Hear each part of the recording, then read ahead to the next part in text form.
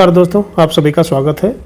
दोस्तों, हमारा टारगेट है यूपी होमगार्ड एग्ज़ाम जो 25 से 27 अप्रैल को होना है। ये लेक्चर नंबर 4 है। 3 वीडियो हम ऑलरेडी आपको प्रोवाइड करा चुके हैं, ठीक है। जैसे हमारा चयन लक्ष्य सीरीज़ हमने इसका नाम रखा है और हम आपको एग्ज़ाम तक का कम से कम 25 यानी पर डे एक के हिसाब से कम 25 से 30 लेक्चर हम आपको जीएस के, करंट अफेयर्स के, हिंदी के आपको प्रोवाइड कराएंगे। तो प्लीज़ आप हमसे जुड़िए, वीडियो को पूरा देखिए। अगर आप जुड़े रहेंगे तो आपका सिलेक्शन पक्का है, कोई रोक नहीं सकता है। आप जो क्वेश्चन आपको नहीं आते हैं उसको नोट डाउन करिए, ठीक है। तो आइए स्टार्ट करते हैं। भारत के जीडीपी में सबसे अधिक योगदान किस क्षेत्र का होता है? तो सबसे ज़्यादा जो योगदान है वो सेवा क्षेत्र का होता है। ग्रामीण रोजगार गारंटी अधिनियम मनरेगा किस वर्ष लागू हुआ? तो ये कब लागू हुआ था? 2006 में पूरे भारतवर्ष में लागू हुआ था। भारत में श्वेत क्रांति का संबंध किससे है? तो ये है आपका दूध से, ठीक है। संबंध है इसका दूध से। नाबार्ड की स्थापना किस वर्ष हुई थी? तो स्थापना हुई थी 1982 में। नाबार्ड की स्थापना ग्रामीण विकास और कृषि वित्त के लिए 1982 में की गई थी। भारत में सबसे बड़ा खाद्यान्न उत्पादक राज्य कौन सा है? तो आंसर आ जाएगा उत्तर प्रदेश। कुल खाद्यान्न उत्पादन में के मामले में उत्तर प्रदेश अग्रणी राज्य, यानी कुल उत्पादन की हम बात कर रहे हैं। भारत का सबसे बड़ा औद्योगिक क्षेत्र कौन सा है? तो 2018 के अनुसार है कपड़ा उद्योग। एसईजी अधिनियम किस वर्ष लागू हुआ था? तो ये लागू हुआ था 2006 में, यानी विशेष आर्थिक क्षेत्र, ठीक है। ये वर्ष 2006 में लागू हुआ था। भारत में पहली औद्योगिक नीति कब घोषित की गई थी? तो 1948 में घोषित की गई थी। तो एसएससी जीडी का ये क्वेश्चन है जो 2018 में पूछा गया है। यहाँ पर हमने जो भी क्वेश्चन लिए हैं वो कहीं ना कहीं एग्जाम में पूछे गए हैं। भारत में सबसे अधिक विदेशी निवेश किस क्षेत्र में आता है? ठीक है, क्वेश्चन को ध्यान से रखना है। सबसे अधिक विदेशी निवेश किस क्षेत्र में आता है? ये आता है सेवा क्षेत्र में, ठीक है। तो यूपीएससी 2022 का प्रीलिम्स का एग्जाम है, एग्जाम का क्वेश्चन है सेवा क्षेत्र। विदेशी प्रत्यक्ष निवेश का सबसे बड़ा हिस्सा सेवा क्षेत्र में आता है। भारत का सबसे बड़ा सेवा निर्यात कौन सा है? ठीक है, तो ये भी यूपीएससी प्रीलिम्स 2021 में आया है, ठीक है। तो उसका सही आंसर हो जाएगा आईटी सेवाएं। क्वेश्चन जो बेस्ड होता है उसके ये देखा जाता है कि ऑप्शन कैसे हैं। अगर ऑप्शन अच्छी नहीं है तो आपका क्वेश्चन डिफिकल्ट हो जाता है। अगर ऑप्शन आपको इजी दे दिए तो आपके क्वेश्चन इजी हो जाता है। सेवा क्षेत्र में सबसे अधिक रोजगार किस क्षेत्र में है? तो सबसे ज़्यादा जो रोजगार है वो है व्यापार क्षेत्र में। यूपी ट्रिपल पेट 2022 में पूछा गया है। जीएसटी लागू होने की तिथि क्या है? तो 1 जुलाई 2018। ये क्वेश्चन एसएससी सीजीएल 2018 में पूछा गया है, ठीक है। जो भी क्वेश्चन लिए हैं वो कहीं ना कहीं पूछे गए हैं और ऐसे ही क्वेश्चन रिपीट होते हैं। भारत में पर्यटन मंत्रालय किस क्षेत्र से संबंधित है? तो ये तृतीय क्षेत्र से संबंधित है, ठीक है। वित्त आयोग का गठन कितने वर्षों में होता है? तो वित्त आयोग का जो गठन है वो 5 वर्ष में होता है। संविधान के अनुसार वित्त आयोग का गठन हर 5 वर्ष में किया जाता है। आयुष्मान भारत योजना किस वर्ष शुरू हुई थी? तो ये हुई थी 2018 में, ठीक है। यूपीएससी प्रीलिम्स का है जो 2019 में पूछा गया है। सबका साथ सबका विकास किससे संबंधित है? ये आर्थिक नीति से संबंधित है। आर्थिक नीति ये भी यूपी पीएससी यानी पीसीएस के एग्जाम में पूछा गया 2016 में। आर्थिक नीति से संबंधित है। ये नारा समावेशी आर्थिक विकास से संबंधित है। बजट में घाटे का क्या अर्थ है? ठीक है, एसएससी सीजीएल 2020 का क्वेश्चन है। तो इसका मतलब क्या होता है कि जो व्यय है आय से ज़्यादा होता है, ठीक है। आप समझ जाएगा भी, जब सरकार का व्यय उसकी आय से अधिक होता है तो उसे बजट घाटा कहते हैं, यानी जितना बजट बनाया जाता है उससे ज़्यादा खर्चा हो जाता है। भारतीय संस्कृति में धर्म का अर्थ क्या है?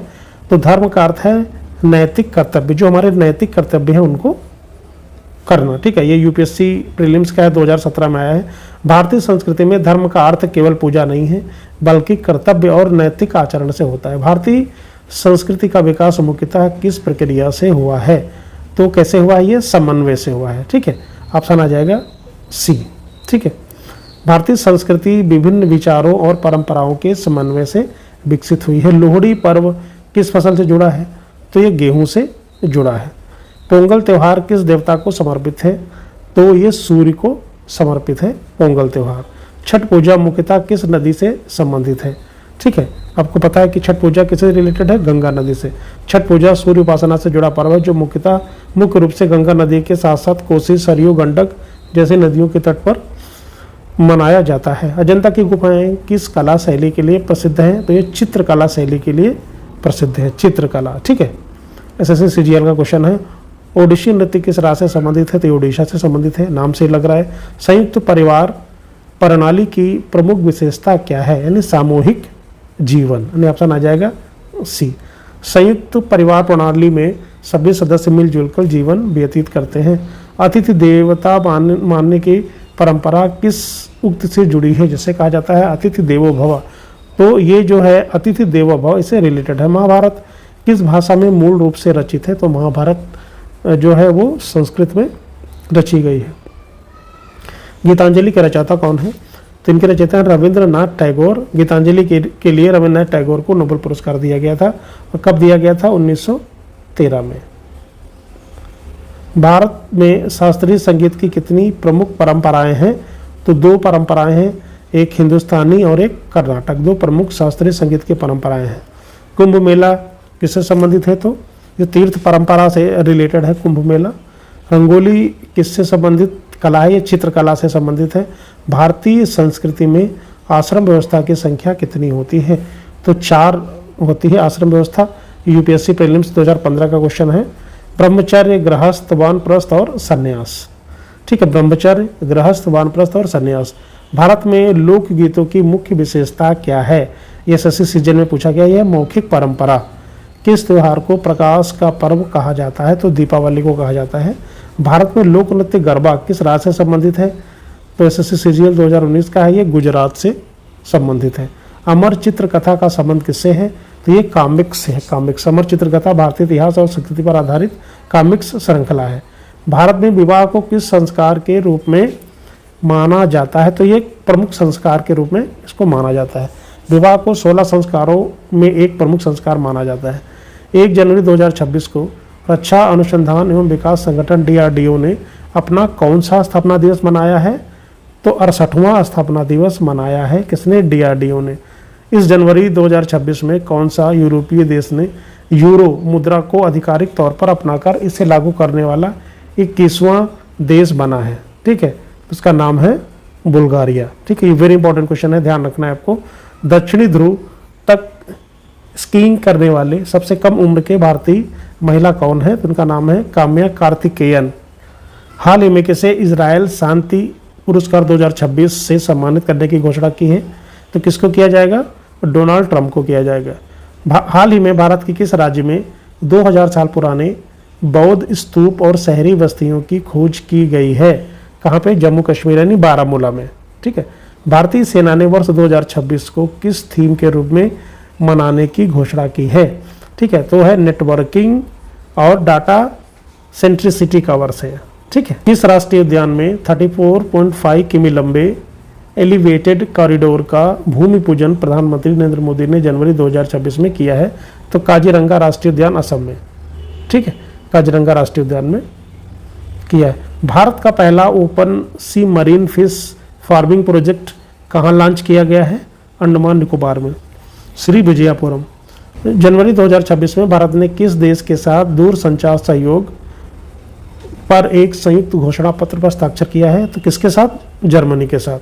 वित्त वर्ष 2025-26 के लिए अंतर्राष्ट्रीय मुद्रा कोष यानी कि IMF ने भारत की GDP ग्रोथ का अनुमान बढ़ाकर कितना कर दिया है? 7.3%। भारत में ताम्रपाषाण काल संस्कृति का प्रमुख स्थल कौन सा है? तो इसका नाम है इनाम गांव। ठीक है, इनाम गांव।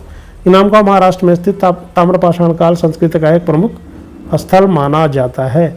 मेहरगढ़ स्थल किससे संबंधित है? तो ये नवपाषाण काल से संबंधित है। ठीक है, यूपीएससी प्रीलिम्स में पूछा गया है।